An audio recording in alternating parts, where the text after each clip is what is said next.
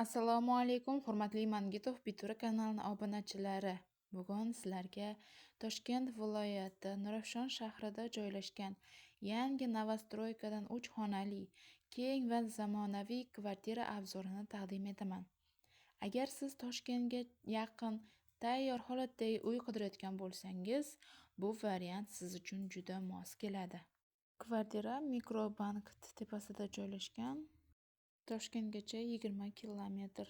Domni atrofida hokimiyat, banklar, maktab, bog'cha, stadion, magazinlar bor. Dom pishgan g'ishtdan qurilgan yangi novostroyka. Toshkent yo'li 15-dom. 5-pod'ezd.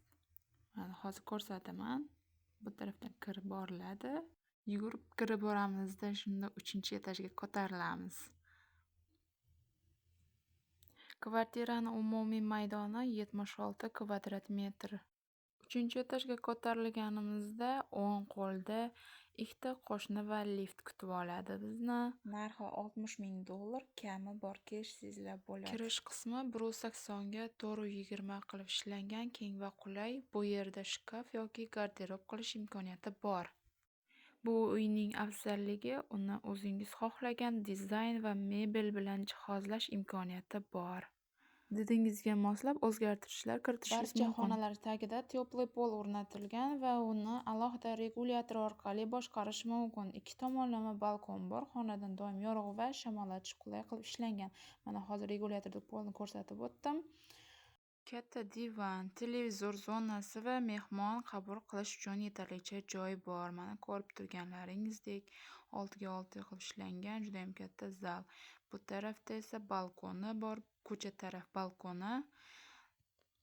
Mana ko'rishlaringiz mumkin manzarani. Endi keyingi xonasiga o'tamiz. Boya aytganimdek, mana kiraverishi. O'zlaringiz xohlagan didlaringizdek jihozlashingiz mumkin. Bu tarafda sanuzel zamonaviy va tayyor holatda, remont deyarli tugagan, faqat 2 kunlik ish qolgan. Kvartira to'liq tayyor holatda topshiriladi. Birinchi va ikkinchi xonalar 4 ga 3 qilib ishlangan. Yotoqxona yoki bolalar xonasi uchun juda ham mos joy.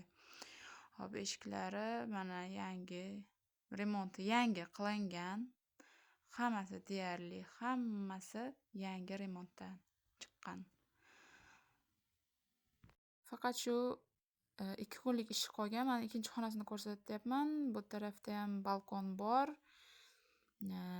Hammasi tayyor holatda topshiriladi. Mana ko'rib turganlaringizdek. Uy egasini raqamini описаниеda qoldiraman. Bugungi obzorimiz sizga yoqsa, izoh qoldiring yoki telefon raqami orqali bog'laning. Like bosishni va kanalga obuna bo'lishni unutmang.